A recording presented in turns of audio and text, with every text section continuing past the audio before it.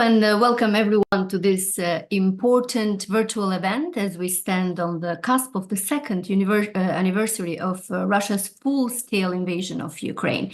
President Zelensky's powerful words in Munich last week ring true. If Ukraine is left alone, Russia will destroy all of us, he said. Today, we stand in solidarity with the Ukrainian people, their sacrifices forming the bedrock of their resistance. However, solidarity alone is not enough.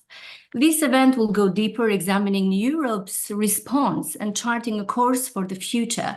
We stand on the precipice of a 10-year anniversary of Crimea's annexation, a stark reminder of the conflict's long shadow. I'm Ilva Tara, a non-resident senior fellow at the Atlantic Council's Europe Center, and I'm honored to moderate this event alongside our esteemed speakers. Deborah Keegan, Senior Advisor, Eurasia Center. Welcome, Deborah. Thank you for joining us.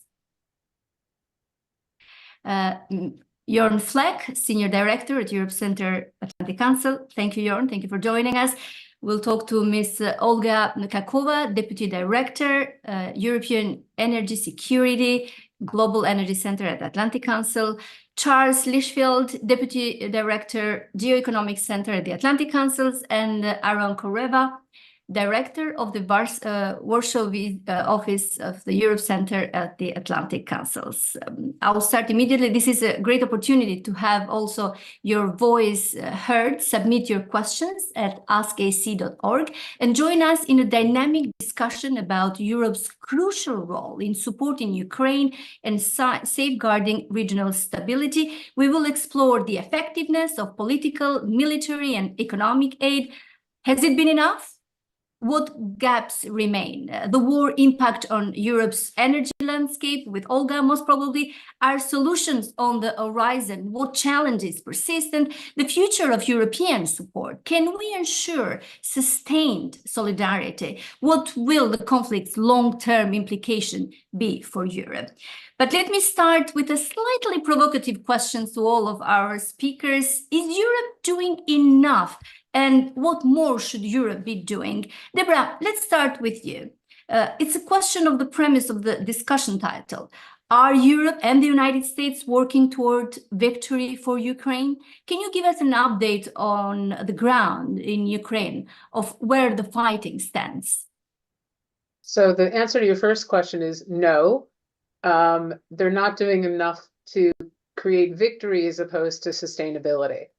And I think that's partly as a result of U.S. leadership failing to project and say very publicly what our goals are. And saying things like, as long as it takes, is not the same as saying you want Ukraine to win. I think that's changing. I'm hopeful on this. I think there's a recognition now as this drags out and what the implications are for European countries who have to live in the neighborhood with Russia. I'm looking at my European colleagues here who understand this very well, that they are in greater danger the more we play this game of hand-wringing and not doing enough. So I think that is changing. I think, unfortunately, in the United States, it's tied up with an obscene political fight, but I do think it's changing. And I want to give a compliment to Europe. I think the Europeans have massively stepped up on supplying arms and equipment, doing training, setting up facilities in Poland, in Czechia, and other places, and even what Turkey has done in terms of setting up joint venture projects inside Ukraine on drones and other supplies for ammunition and the like. So I think the Europeans are not getting enough credit for what they have done. I think that's part of the U.S. political landscape, but I also think the Europeans tend to not, shall we say, blow their own horn about what they do, with rare exceptions. So there's a lot going on that I'm not sure publics in this country and even members of Congress are aware of, because the Europeans tend not to be as vocal and loud about these contributions as we do. And so I think that's an important point. But I want to just step forward a little bit. The state of play on the ground right now is not great. The Ukrainians have just withdrawn from Advinka, and I don't think they would have had to withdraw if they had combat aircraft and long-range ground fires. And the fact that we, the United States, took so long to let the Europeans know that this would be okay was not just a tactical error, but a strategic blunder. And I mean that because you wouldn't lose territory if you didn't have to burn ammunition at the rate they're burning it. And you wouldn't have to burn that ammunition at that rate if you had combat aircraft and long-range fires, because then you wouldn't just be having a fight on the ground in trenches. It would have been an entirely different fight. And one NATO never would have taken up itself in the way this has happened. I do think there's room here for the Europeans to stand up and do something really significant. And I'll end by this one point, which is that while the United States is going through this political nightmare with Congress on the money for Ukraine, Europeans can ably stand up and say, look, we have long-range ATACMS, we have HIMARS and M270s to launch these. We have a number of other assets like Patriots that we've bought from the United States over the years. And because the US is having this financial issue now, we are going to offer to send this equipment to Ukraine now, and the US can then backfill us later. Because let's face it, none of those countries is going into a ground war or an air war with Russia right now. So there's an opportunity here for the Europeans to take a leadership role by saying, we have these ATACMS, Poland has them, Romania has them, for example. And right now, if the United States decides we can transfer them, we're going to transfer them, and we're going to count on US industry to backfill those numbers once that money comes through, because we know what Ukraine is doing. And I think that would be a brilliant way of showing European very strong leadership. And we will talk exactly about what Europeans are doing. But how did you find the statement from Zelensky, Deborah, that right now Ukrainian main weapon is their own people, the Ukrainian people? It is true. There was a Russian general back in the days when they had 5-star generals, who I once asked, would you ever go to war with China? And he went down day 1 through day 7 about why they wouldn't go to war with China. And the bottom line was because you could kill 15 million of them and they would still defeat you at the end of that week, because they had so many people to throw at the problem.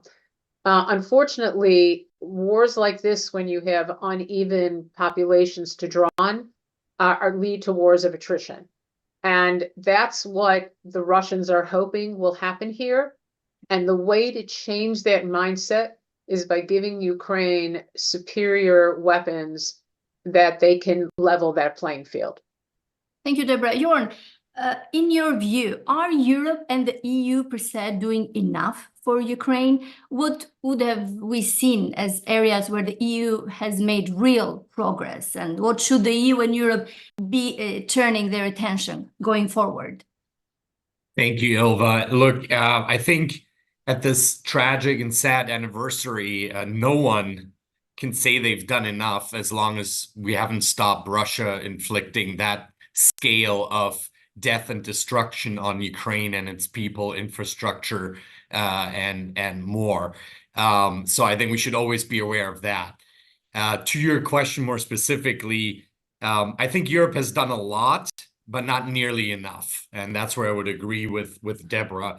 I think 2 years ago, very few people would have bet on the European Union providing $96 billion in support to Ukraine, including on the military side, 30 billion in military aid, including the creative repurposing of existing instruments. Think European Peace Facility that was intended for something very different, or standing up new initiatives like the ASAP program for artillery shell production. However, whatever the insufficiencies or shortcomings of that are, I think no one would have bet on that. On the economic side, 13 sanctions packages now, right? We can debate the exact impact, but if you remember, I think in the summer of 2022, people were, there's a lot of talk about European unity succumbing to the first pressures in the first winter, right? Like that didn't happen. Immobilizing almost 200 billion euros in Russian state assets, joining an oil price cap, housing and supporting 8 million Ukrainian refugees, and using massive amounts or percentages of GDP to wean Europe off of Russian oil and gas. Again, however, imperfect, but in record time and at record scale. And then politically supercharging the enlargement process, providing a real perspective to Ukraine, and even launching accession negotiations. So I think that track record looks pretty impressive, but it's not nearly sufficient. As I think the Danish Prime Minister Mette Frederiksen said at the Munich Security Conference, we didn't do enough, especially early on, and now that's showing, right? Especially in the beginning, the debates about which weapons platforms and what exactly and what scale to provide on the European side. Think especially about my native country, Germany. It was always almost too little, almost too late. In terms of providing Ukraine with that support, and especially early on.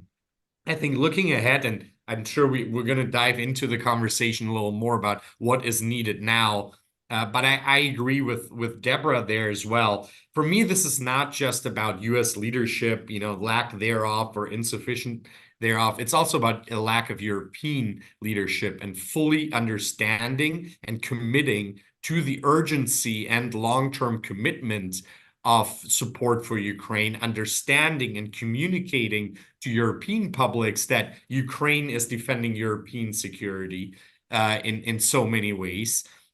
And then, really putting in the scale of support, the financing, the long-term commitment to ramp up military support, to provide a long-term perspective for the defense industrial base and expanding that, and the financing. So long story short, a lot has been done, a lot has been achieved, but not nearly enough to help Ukraine succeed.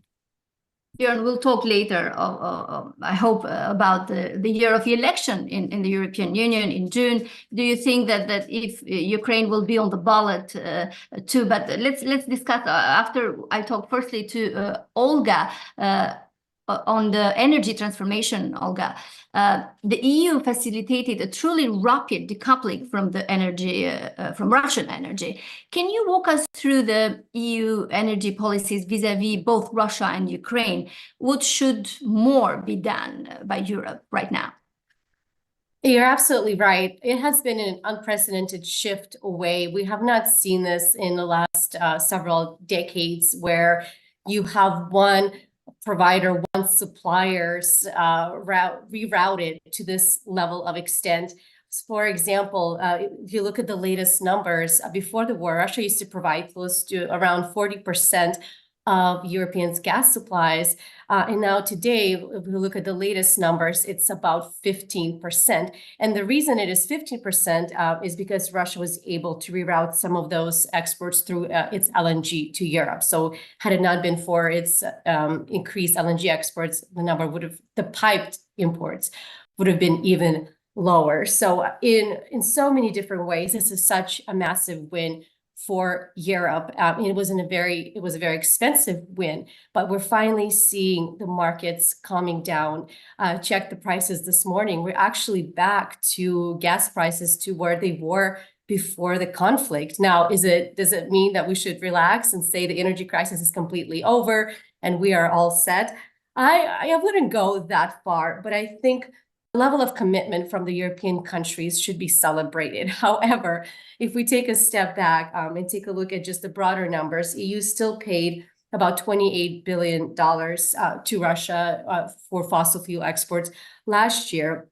But with that said, innovative instruments in partnership with the G7 countries, of course, have led to Russia losing close to $50 billion in revenues adjusted to the price caps. And we know that they have decreased in their effectiveness they're like a musical tool. You have to keep fine-tuning them to keep them working, to keep them being more impactful.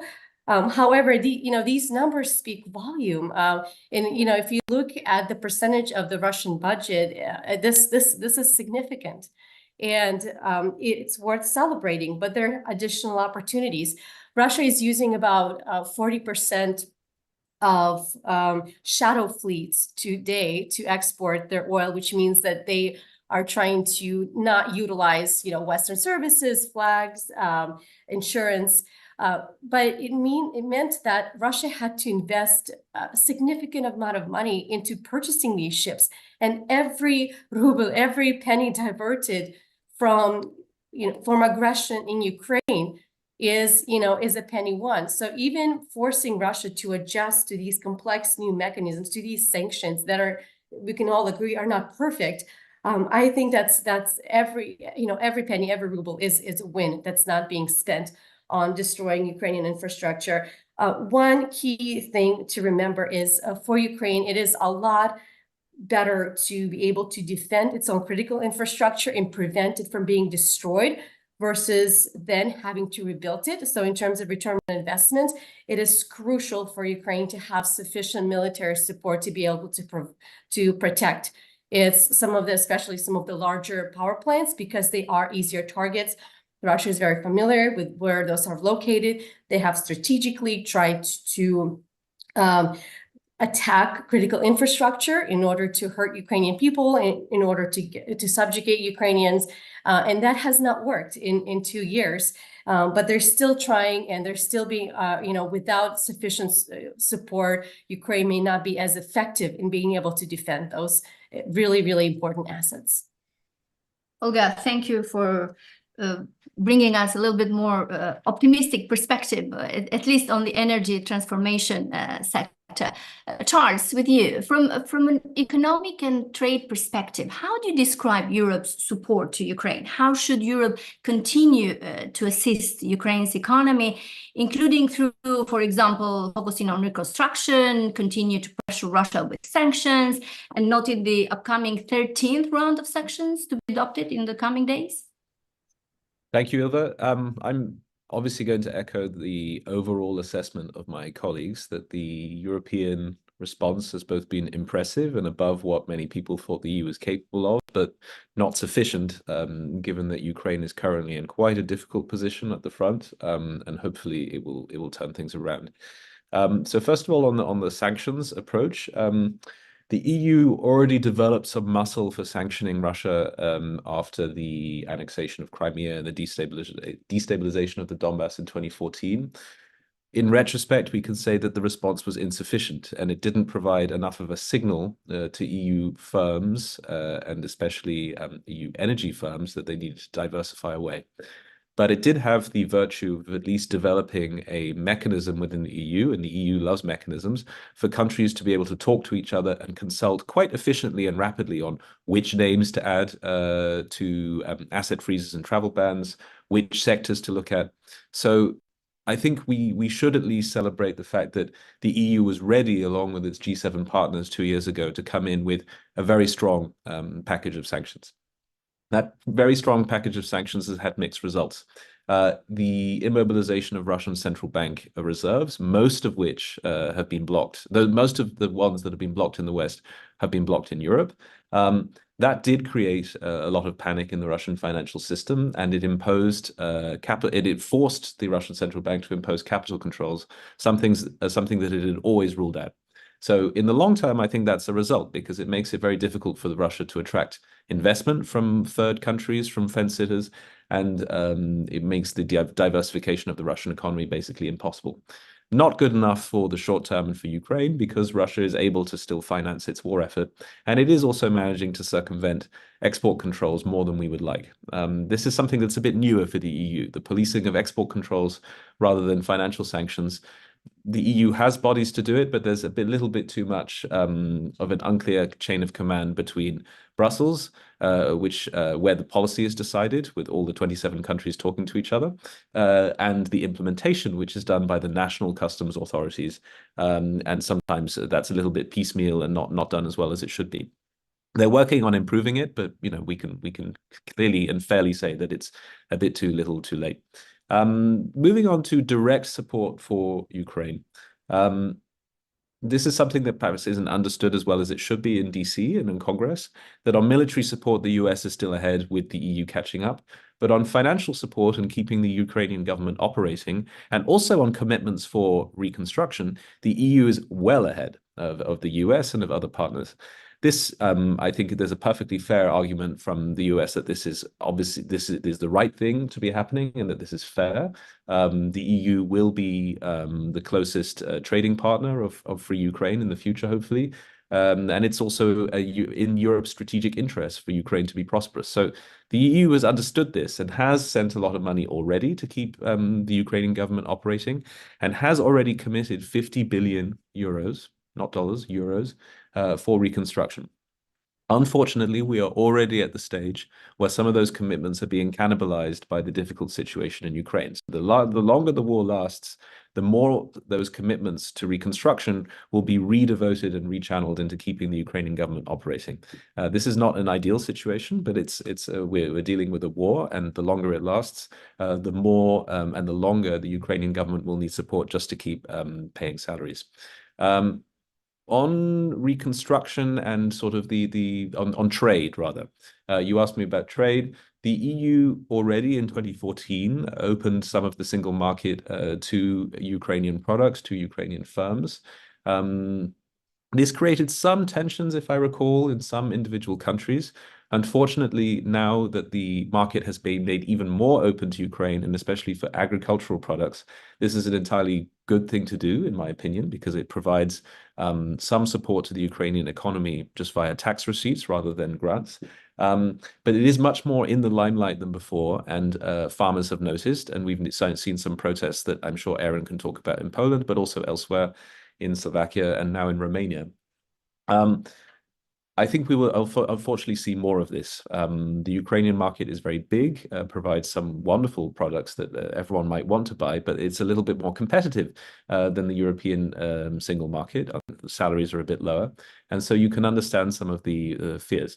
My hope is that Ukraine manages to adapt what it has to offer the European single market to an extent that it becomes a net contributor to Europe's strategic autonomy. When Olga and I were in Ukraine recently, we already saw private sector operators and the government talking along these lines. It's easier said than done, especially when you're fighting a war. But some of the tweaking, I think, can help change how European governments perceive the arrival of cheap Ukrainian produce, and also, hopefully, European public opinion, although I accept that's quite difficult and there's a lot of manipulation of information on that. So perhaps I'll stop there. I mean, on Yes, reconstruction, I see that thank you, Charles. There are already questions from our virtual audience, and I encourage more to ask questions at askac.org. If I can continue with you, and then I'll move on to Aaron.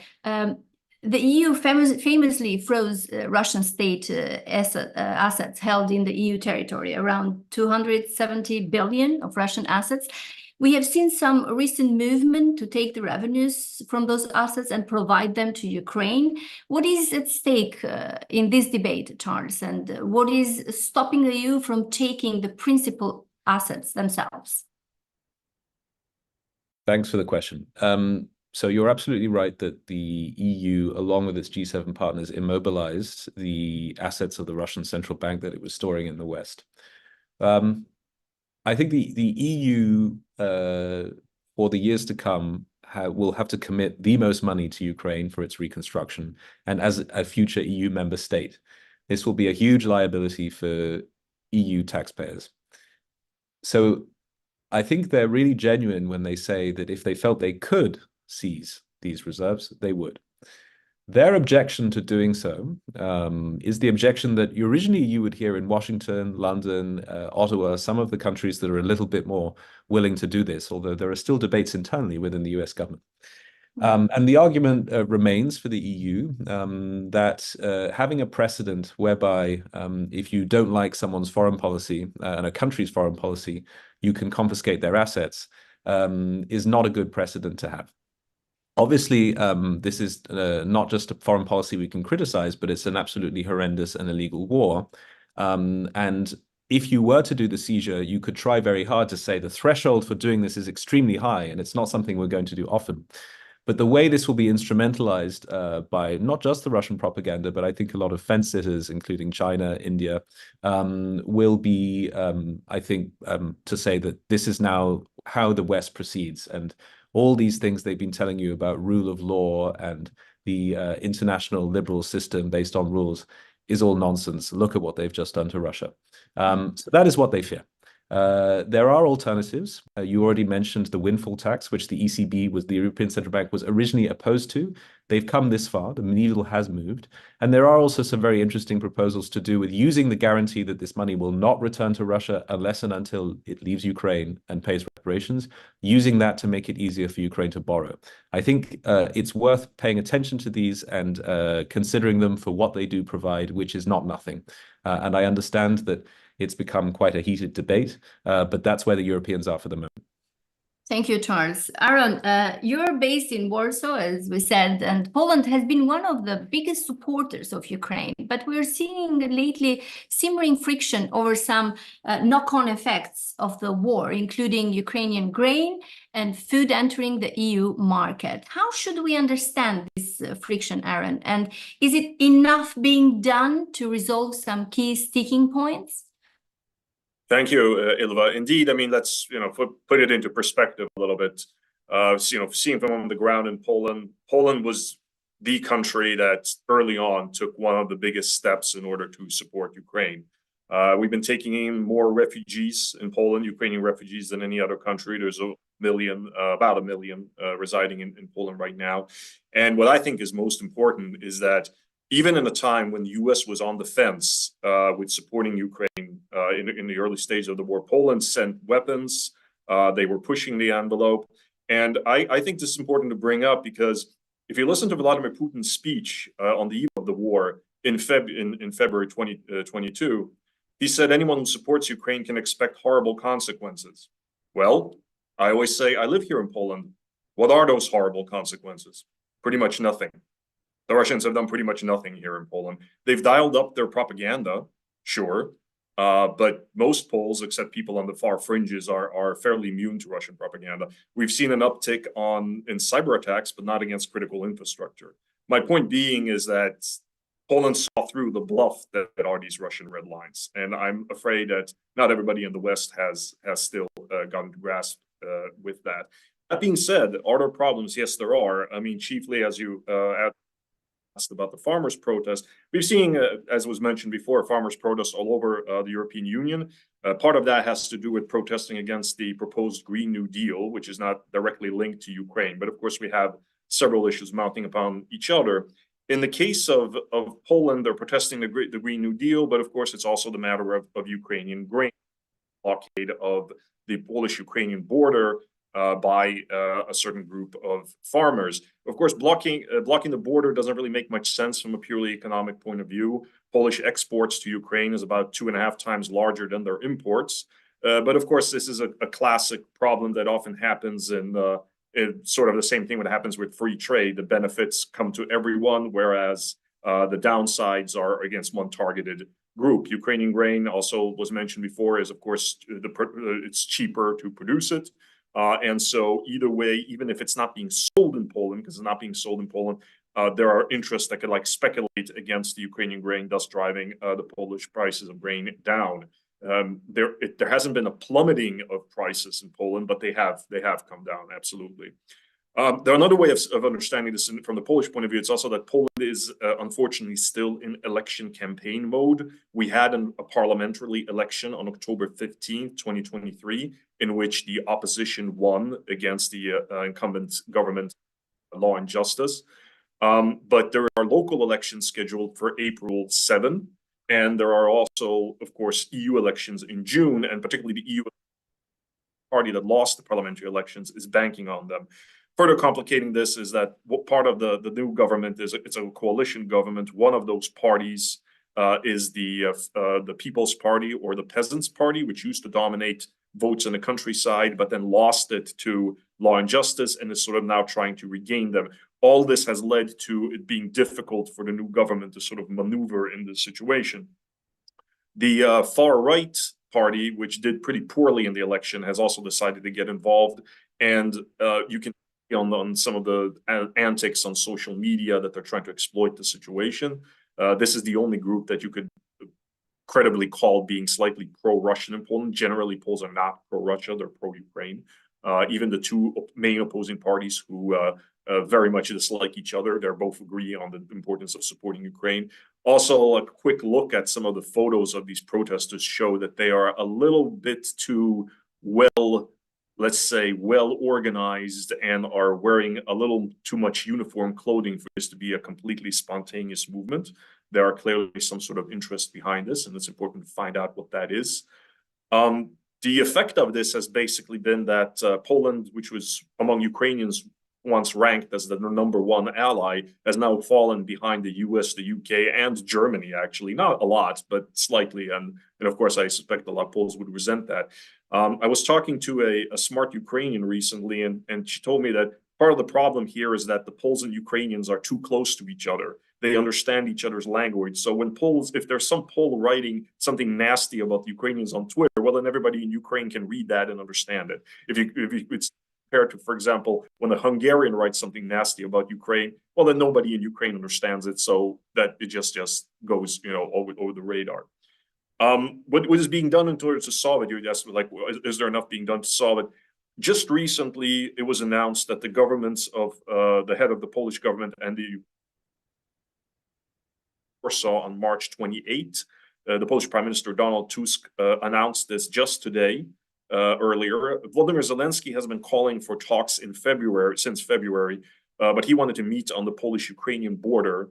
And I would say that I'm a huge admirer of President Volodymyr Zelensky. I think that he has done a remarkable job. But of course, given his background, he's prone to do these kind of publicity stunts. And having a meeting on the border, it's a little bit too much lights, camera, action right now. That's not really what's needed. There's a time for lights, camera, action. I need ammunition, not a ride. Great. But this is not the time for that.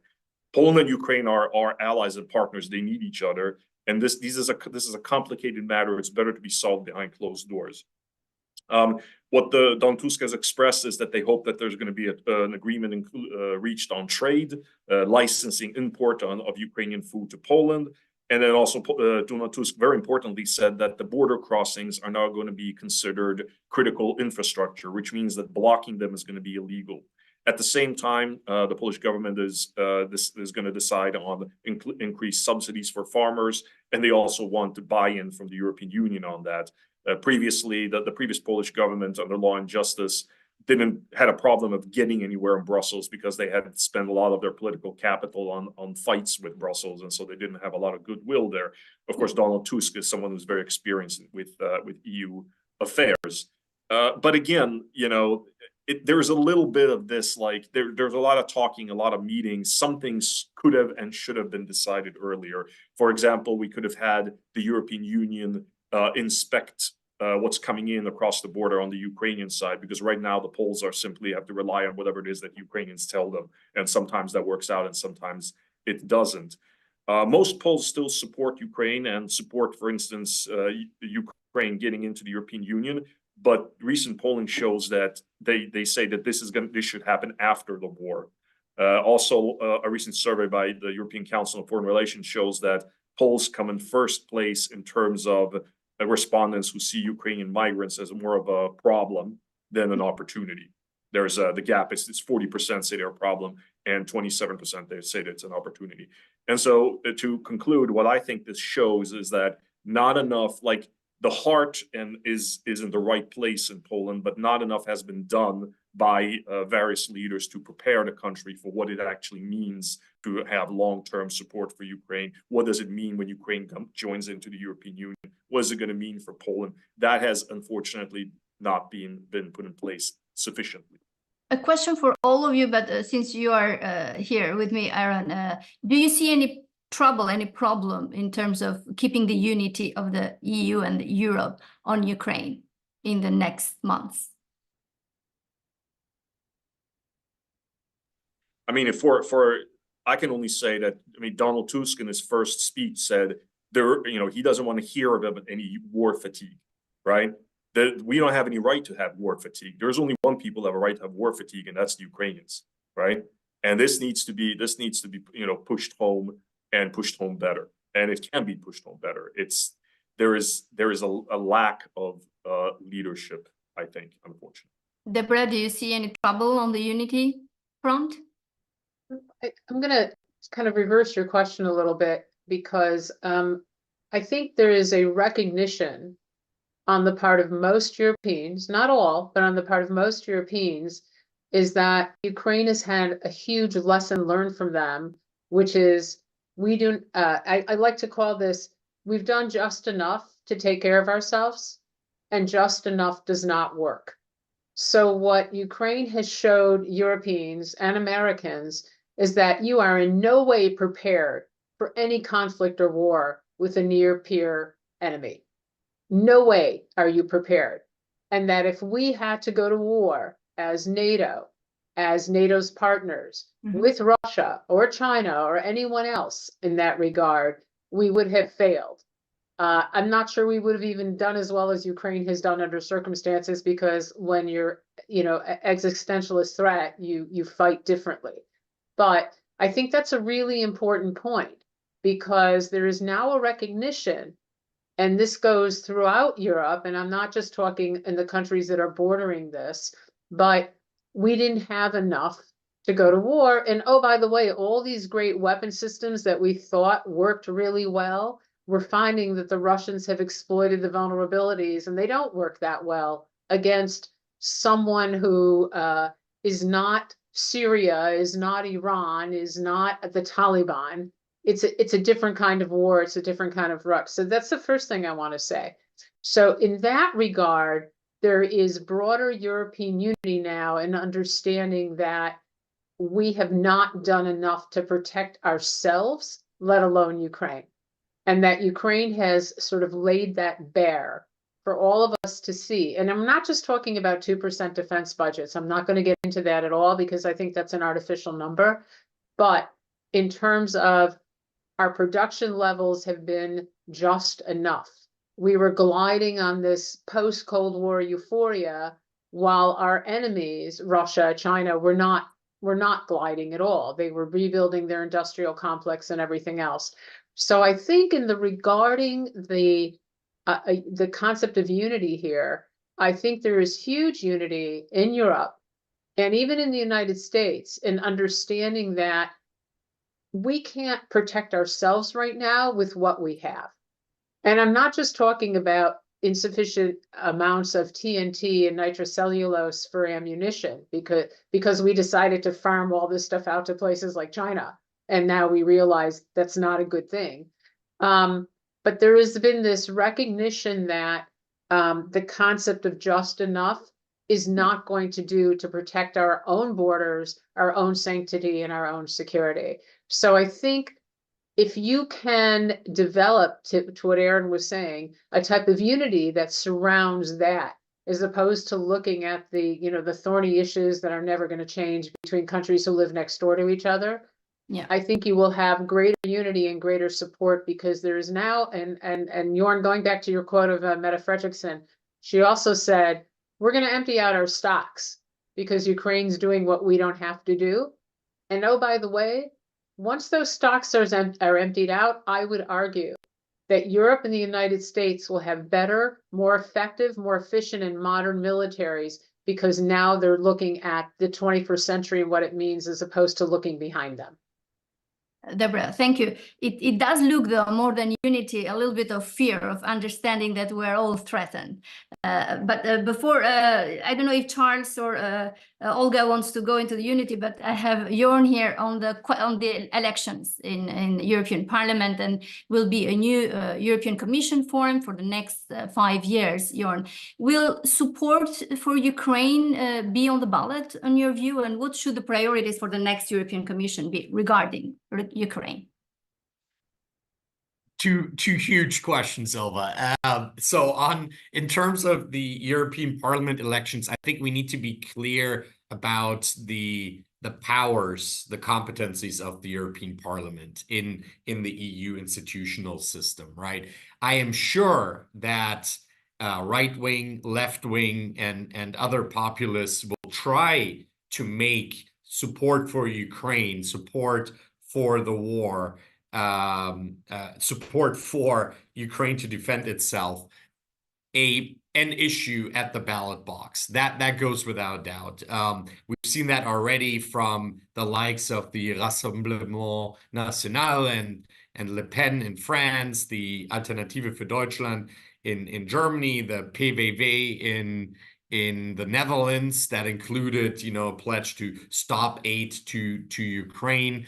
I think we'll see these kind of parties trying to make that case as part of sort of an unholy trinity of grievances in the European Parliament elections, no doubt. Migration, resistance to Green Deal, and aid to Ukraine, I think, is that unholy trinity at the European ballot box in early June. The links and support for these parties from Russia is, I think, pretty well documented, open source. We know where this partly comes from. I still think we need to keep in mind and not panic and make sure that we put this in perspective in terms of the European Parliament's role. Yes, if we see this shift to the right, these voices will grow louder at the EU stage. At the same time, the European Parliament doesn't have powers in many of the relevant areas where support for Ukraine really depends on. I do think, in terms of budgetary support, they could make life a little bit more difficult for member states. That's maybe one area. And then in terms of the political debate around support. At the same time, I would also point out that public support across Europe has for Ukraine, for support, financial support, military support has remained really high. Support for taking care of Ukrainian refugees, especially, is really at, across the average is about 75%. Those are pretty strong, reliable numbers, and that should give us a little bit of hope and confidence as well. If you pair that with, and then I come to the second part of your question, that's the segue maybe, we have to pair that with a clear communication from political leaderships across the European Union in member states that say, here is why we support Ukraine. Here's why Ukraine defending itself also is defending Europe and our freedoms and our territorial integrity, and so on and so forth. Making that case more often from political leaderships at the national and the EU level, I think, is critical. In terms of the transition and what the priorities of the next European Commission ought to be, look, I mean, there's a lot here. One, the EU always has had this implementation/enforcement gap across many policy areas. Just because you agree something and write it into the official journal of the European Union doesn't mean it is so, right? We're seeing that with the sanctions. We've seen that with migration. We've seen that with Eurozone rules and so on and so forth, right? This is, I think, enforcement, and President von der Leyen and national leaders in the council have already in many ways hinted at that, right? This is the year of enforcement, and I think that will remain a key area where the European Union and cooperation, coordination has to focus. Secondly, I think we have to talk about the financial support for whatever Europe does to increase its own defense capabilities and close important gaps there, and on the other hand, support Ukraine. Right, I think this idea of a defense industrial off-budget fund, even with mutualized debt, I think that debate will gather speed. Using that fund for also joint procurement and providing a long-term perspective for European defense industrial commitments or capacity, I think will be key. And all of that, I think, is already part, and you see that already bubbling up in the debate right now. And that's important for the agenda moving forward come November when the next commission comes into office.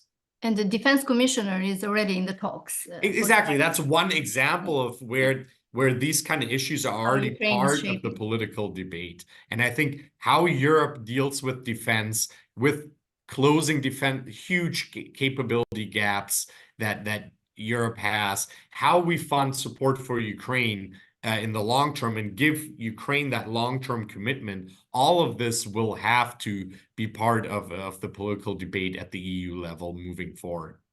Thank you, Jorn. Charles, I have a question. I have several questions, so I want these last minutes to dedicate to our virtual audience. If you can answer this one from Melissa, how can the Biden administration better make the case to the American public that the winning of the war in Ukraine is essential not only to peace in Europe, as Deborah said earlier, but is also important for the US national security? And she said, I would especially love to hear what the European panelists think.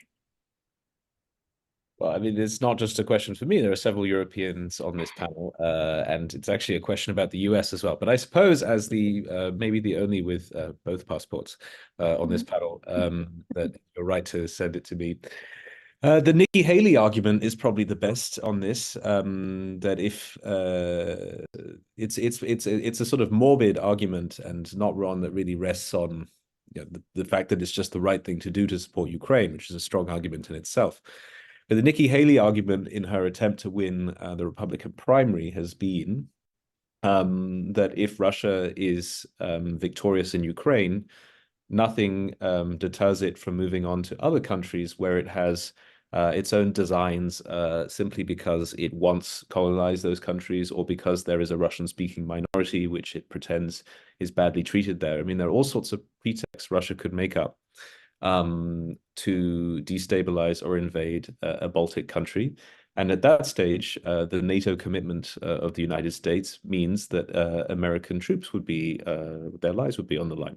So that is the clearest and easiest argument to make. It's one Nikki Haley has made very eloquently quite often. Sadly, the state of the Republican Party means that it doesn't look like she will win. But it's still an effective argument, which I think convinces a majority of US voters, if not of Republican primary participants. Deborah, do you want to add to that? Oh, sorry, I'll just say this very quickly. For those who in the United States who are pushing to give Russia a gimme, just give them Ukraine to do this, for those who are pushing for some sort of peace agreement, I only want to point out one historical fact. The Biden administration and every other administration and Trump and everyone else has no desire to put US boots on the ground in Ukraine. But the fact of the matter is, over the past 100 years, there has not been a single successful peacekeeping, I like to call it peace enforcement operation that has not included US boots on the ground. And that goes back to Berlin, that goes back to obviously Korea, that goes to the Sinai, it goes to Kosovo today. So before people sort of jump in this, they need to understand what the alternative is. You're not going to keep peace with Bangladeshi and Pakistani peacekeepers coming from the UN. It'd be sitting between Ukraine and Poland, for example. It's just not going to work. And so as people sort of try to jump on this train of getting out of Ukraine and doing something, please keep that bit of really important history, which is still ongoing today, in their minds when they make that argument. And Deborah, one question. Sure, Aaron. No, go ahead. Yeah, go ahead. You can continue because there's another question for Deborah. So. Okay, I will just say this. Look, anyone who talks about this, I don't know, give Russia whatever, something, they need to answer two very simple questions. First of all, how is this going to stop Russia from consolidating what they have, rebuilding, and then invading Ukraine again? They've violated something like, I don't know, 8 international treaties when they invaded Ukraine in the first place. There have been 200 ceasefire agreements between 2014 and 2022. Russia violated all of them. So, like, There is just not. That's number one. And the second question, what about all the Ukrainians who live in the occupied territories? We hear reports of torture, kidnapping, arbitrary killings, concentration camps. I mean, basically the worst parts of European history since the 1940s. Sometimes there just is a situation where you can't make everybody happy.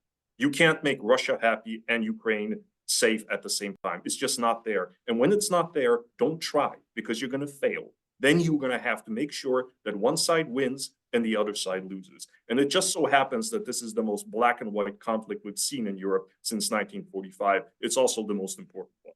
So the choice isn't that hard. One more question from Jack, Deborah. I think you may answer this, but if other panelists want to, they're welcomed. Are the various EU and NATO member states still calling for a strategic defeat of Russia? What does that mean at this stage? And what would it look like? And what would Russia look after a true strategic defeat? Well, for me, if I were to define a strategic defeat, it would mean getting Russia out of every single piece of illegally occupied territory in Europe. And that's Ukraine, that's Transnistria, that's Georgia. That's a strategic defeat, writ large. I'll settle for getting them out of Crimea now. But the point is that can happen, but it needs a huge amount of strategic will. And for example, I'm just going to make this point again. If Ukraine had aircraft that Dutch leadership and Danish leadership were pushing for over a year ago, if they had those F-16s, they could be up and flying now. If it had the long-range fires on the ground that the British and French gave them in the air, if it had Taurus from Germany, we would be seeing an entirely different conflict now, and one where the Russians would have probably lost at least 10%, if not more, of their territory of that 20%. And that's what indecisiveness does. It causes more death, more destruction, and harder decisions down the road. This is a problem of our own making, meaning Europe and the United States, and we're now finally waking up. But I am hopeful that it's not too late, but that's what strategic defeat looks like. Does anyone want to add that? Or I have another question for Olga. Olga, is Europe doing enough, though, to support Ukraine's energy security at this stage?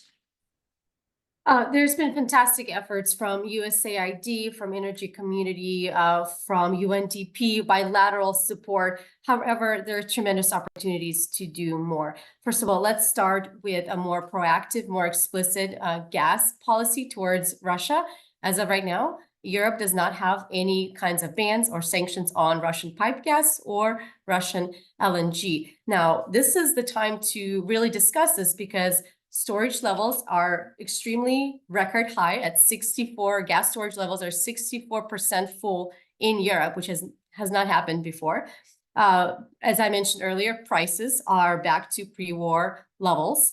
This is the time to have this conversation, making sure that there is no increase in Russian exports to Europe. And there are already voices, not at the political level. Politically, no one is saying this. Politically, no one is calling, or no one is entertaining an idea that there should be an increase in Russian gas exports to Europe. However, more on the market level, more on the traders level, more on the buyers across Europe, there are some rumors, there are some conversations happening in terms of what, potentially what it could look like to have additional gas imports from Russia, and what kind of savings that would lead to. Now, that is not guaranteed. So we need a more explicit, we need more prescriptive policy for Russian imports of gas to Europe. Otherwise, there is a risk of having those imports, having that reliance, not go back to 40%. I don't think that will be ever possible again. However, it could creep up to 20, 25%. And once again, that puts Europe in a dangerous place of reliance. Talking about clean energy exports from Ukraine kind of in the future and setting up Ukraine for success, I think there's an interesting parallel to be drawn to ensure that what happened with grain and other exports from Ukraine doesn't happen with energy, that we don't make certain assumptions that Ukraine will produce tons of this clean energy and Europe will be ready to absorb it. There is an amazing opportunity for Ukraine to be a clean energy, low-cost clean energy supplier to Europe. But once again, we need to be strategic about how that's done and not make assumptions that these countries, the European countries, will be automatically ready for this to absorb this clean energy. EU is definitely on a path to reduce emissions. We just saw the updated 2040 goals, 2050 goals already known, 2030 targets already known. So Ukraine can play an incredibly important role in helping Europe meet these climate targets, but we need to have a strategy about how this energy will enter the European market and making sure that it's absorbed in a way that helps the European consumers and maintains competitive prices again. Clean energy trade and kind of the long-term potential for investments in Ukraine. This needs to start now. The investments from the private sector need to start now. We cannot wait for this to happen after the war, because that will be critical for Ukraine to maintain its budget, to be self-sufficient to as much as it can be in this really difficult situation. And what does that mean for the current mechanisms? Basically, Europe, US, and other allies need to develop risk management mechanisms, some kinds of guarantees to get those private investments in Ukraine now, because not only the economic prosperity, but just Ukraine's future will depend on it. Because in order to get the reconstruction done at the scale that will be needed, private sector will play a massive role. And of course, the public sector and the insurance mechanisms and the risk mitigation mechanisms from the public sector will provide the foundation for those investments. Thank you, Olga. We have a couple of minutes left, and I want to discuss with Jorn on the enlargement. You mentioned a bit that Ukraine has given oxygen to the enlargement, EU enlargement. Do you think it's realistic to expect Ukraine to undertake the necessary reforms needed to meet the EU standards, while at the same time fighting a war for survival, without a steady supply or aid from a formal structure of security support from NATO or otherwise? What's your reading here? Well, number one, I think the important thing here to remember and keep in mind is that Ukraine reminded the European Union of the inherently geopolitical nature of enlargement. Right? That's how it started at 6. This was, of course, an economic project, but it's also a geopolitical project at the time. The European Union forgot that lesson learned and rediscovered it in the case of Ukraine. I think everyone now better understands that bringing Ukraine firmly into the EU family in the medium to long term is the only way to solidify security and stability in Europe. That's why the calculus around enlargement has changed significantly.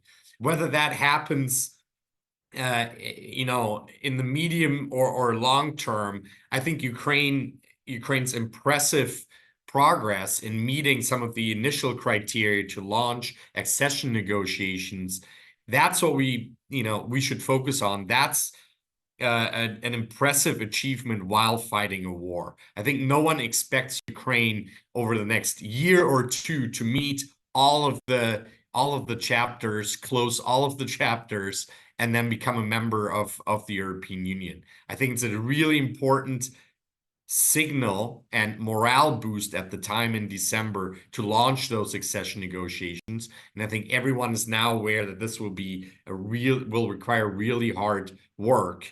And that will not be done in the very short term, nor would joining the European Union solve Ukraine's problems in the current situation. I think we need to focus on the short-term challenges of Russia's continued aggression and countering that and reversing that, because that's the short-term challenge that needs short-term solutions. And Deborah, Charles, Olga, and Aaron spoken about what is needed to do so.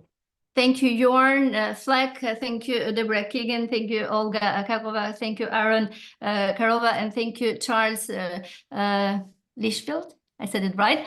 Thank you so much for your insights in this very important 2-year anniversary of the war, and how Europe can help Ukraine towards a victory. From what I understood, unity is crucial, continuous support, both economic and military, and solidarity should be shown with concrete steps and support, and all the help that should be coming on the reconstruction, on the enlargement, and how to make Ukraine safer and win this war. Thank you very much for being part of this conversation, to our virtual audience too, and we will see you in other conversations. Thank you.